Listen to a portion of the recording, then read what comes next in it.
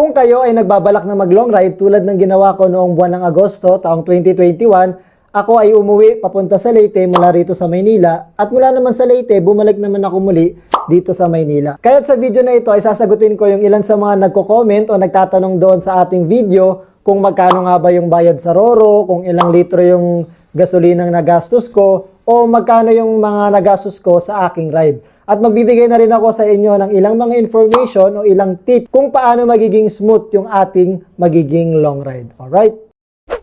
So karaniwang tinatanong ay kung ano nga ba yung dala kong documents nung ako ay bumiyahe. So yung dala kong documents guys, syempre automatic kailangan ORCR ng motor tapos yung lisensya natin. Yung dalawa na yun ang pinaka-importante. Tapos bukod dyan, ang dala ko rin ay ang letter of acceptance. Yun yung pinaka-document na pinakita ko sa checkpoint para ako ay padaanin o para ako ay makalusot. Pero depende yan sa LGU guys kasi may mga ilang LGU na hinahanapan tayo ng swab test o kaya ng rapid test. Pero sa LGU namin sa Kalubian sa Leyte, ang hinahanap lang ay ang letter of acceptance. Yun lang yung ipapakita mo dun sa checkpoint para ikaw ay padaanin. Okay? So dahil nga sa LGU namin, ang hinahanap lang ay letter of acceptance, syempre magtatanong kayo sa LGU kung saan kayo pauwi, kung ano ba talaga yung requirements na kailangan para kayo ay pwedeng pauwiin. Tapos yung letter of acceptance, makukuha yon sa barangay kung saan probinsya kayo papunta.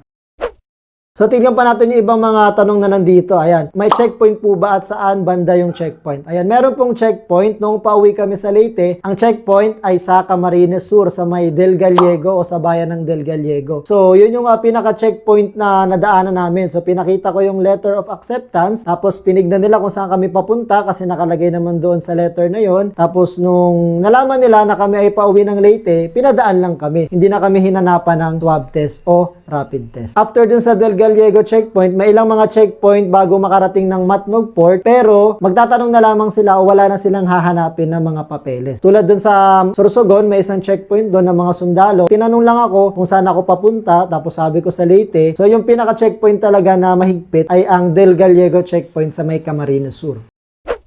So ano pa yung mga tanong nila nandito? Magkano daw yung pamasahe sa Roro ng motor? So nung pauwi kami guys, no, yung pamasahe sa motor ay depende yan kung anong shipping lines o anong barko ang sasakyan ninyo. Kasi sa Matnog Port, merong Santa Clara Shipping, merong Montenegro, merong Fastcat. So nung pauwi kami sa Leyte, nung kami ay nasa Matnog, patawid kami ng Allen sa Samar, sumakay kami sa Montenegro Shipping Lines. So yung bayad namin doon sa motor ay around 550 pesos. Pero noong kami ay pabalik na dito sa Maynila, mula naman sa Allen, patawid kami ng Matnog. Ang sinakyan naming Roro ay Santa Clara Shipping. Tapos yung pamasahe ng motor sa Santa Clara ay 365 pesos. Ayan, yung tanong pa ng iba ay kung magkano yung nagastos ko sa gasolina, guys. So, yung gastos sa gasolina, depende yan, guys, kung ano yung motor na gamit ninyo. Kasi may mga motor na malakas sa gasolina, may mga motor na tipid naman sa gasolina. So, yung gamit ko nga na motor ay Honda ADV 150 at yung average fuel consumption niya ay 45 km per liter. So, yung binahe namin mula rito sa Maynila papunta sa Leyte, around 1,000 kilometers yung layo nun. So, bali gumastos ako ng around 1,000 pesos din sa gasolina. So, more than 20 liters kasi yung nagastos ko sa gasolina, guys. At napag-uusapan na rin natin, guys, yung mga gastos sa biyahe. Yung pinaka-total o yung nagastos namin sa biyahe, pauwi sa Leyte, ay around 3,500 pesos. Kasama na dyan yung pagkain, kasama na dyan yung bayad sa barko, kasama na dyan yung gasolina, kasama na dyan yung sa lodging house na tinuluyan namin doon sa Samar. Worth 500 pesos din yun. Isang buong magdamag kaming natulog doon. Tapos, pabalik naman dito sa Maynila, mula sa Leyte, pabalik sa Maynila, mas naging tipid. So, ang nagastos ko lang doon ay more or less 3,000 pesos. So, nakatipid kami kasi hindi na kami tumuloy sa lodging house. Kumbaga, naging dire-diretso na lang yung biyahe namin. Yun guys, at kung meron pa kayong ibang tanong, pwede kayong mag-comment sa ibaba. Kung balak nyo mag-long ride o balak ninyong gawin yung ginawa naming ride mula rito sa Maynila papunta sa Leyte o kahit hanggang sa Mindanao, pwede kayong mag-comment sa ibaba na mga gusto nyong itanong para sagutin ko kayo sa comment section. At ito naman guys, ang ilan sa mga tips na po pwede kong ibigay sa inyo kapag kayo na ay mag-long ride. Una dyan guys, bago tayo mag-long ride, kinakailangan planado ang lahat ng mga kakailanganin natin. Unang-una dyan, kinakailangan kondisyon yung motor natin. Kinakailangan bago yung oil o bago yung engine oil natin, tapos i-check natin yung brake o yung preno natin, importante din kasi yan. I-check natin yung headlight, yung tail light, tapos yung signal light, at yung ilang pang mga bagay na importante para maging smooth yung takbo ng ating motor. Yan yung pinaka-importante kasi yan yung gagamitin natin yung ating motor kapag tayo na ay babiyahe. At kung halimbawa nakaset na yung biyahe ninyo kinabukasan, no, siguraduhin na meron kayong eksaktong tulog. Kasi mahirap bumiyahe guys na inaantok, mahirap bumiyahe na parang pagod na pagod yung katawan mo. So siguraduhin na eksakto yung tulog mo. At bukod dyan guys, kinakailangan din na wag kayong uminom ng alak bago kayo mag-rides kinabukasan. Okay? At ang susunod na tip ko para sa inyo guys, huwag na huwag ninyong lalabanan yung antok kapag kayo ay nasa biyahe na, lalo na kung driver kayo. Kapag halimbawa, medyo inaantok kayo o medyo napipikit yung mga mata ninyo kasi hindi naman talaga maiwasan yan, pwede nating itabi sa kalsada na kung saan safe yung mga gamit natin at safe din tayo para at least makapagpahinga tayo at ma-relax muli yung ating katawan. Okay? Susunod, wag nating kakalimutan na kumain. Okay, kumain tayo ng kumain guys. Kung nakakaramdam tayo ng gutom, huminto sa kainan, tapos kumain tayo. Para at least magkaroon ng energy muli yung katawan natin kasi sobrang pagod talaga yung katawan natin guys sa magiging biyahe na napakalayo.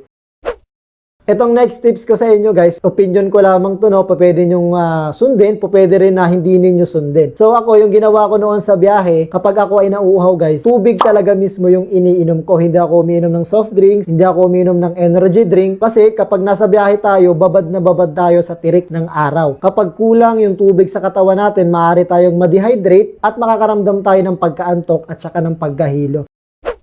Susunod na tip, napaka-importante nito, para hindi tayo matuyuan ng gasolina o para hindi talaga madrain yung gasolina natin habang tayo ay nasa biyahe. Lalo na kapag malalayo yung mga gasoline station, tapos sobrang liblib guys ng mga lugar na malalayo ngayon mga nagtitinda ng mga gasolina. Hanggat maaari, magpakarga na tayo ng gasolina kahit kakaunti pa lang yung bawas noong ating gasolina. Ako, ang ginagawa ko, kahit kalahati pa lang yung bar noong aking gauge, nagpapagasolina na agad ako. Kasi mahirap na, hindi natin kabisado yung daan, tapos pwede tayong maubusan ng gasolina sa gitna ng liblib na lugar. Mahirap yun guys.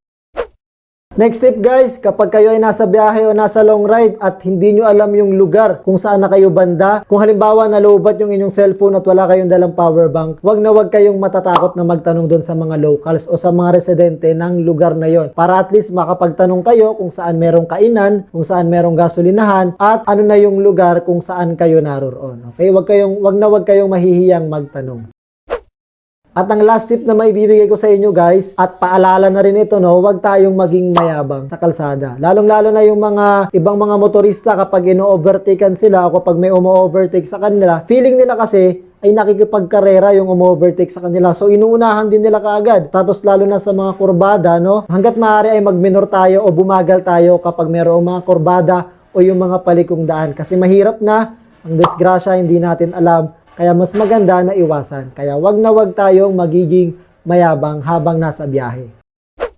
At yun lamang guys yung ilan sa mga tips at ilan sa mga information tungkol sa naging biyahe ko papunta sa Leyte at pabalik naman dito sa Maynila. Kung meron kayong gustong itanong, mag-comment lamang sa ibaba at sasagutin ko yan. At kung meron naman kayong gustong idagdag, kung halimbawa nakapag long ride na kayo at may mga gusto kayong idagdag na tips para sa mga maglo-long ride pa lamang at mga first time na susubok sa long ride, pwede rin kayong mag-comment sa ibaba. So hanggang dito na lang yung video natin guys. Please wag niyong kalimutang i-like yung video na to, mag-subscribe. Hanggang sa muling video, paalam.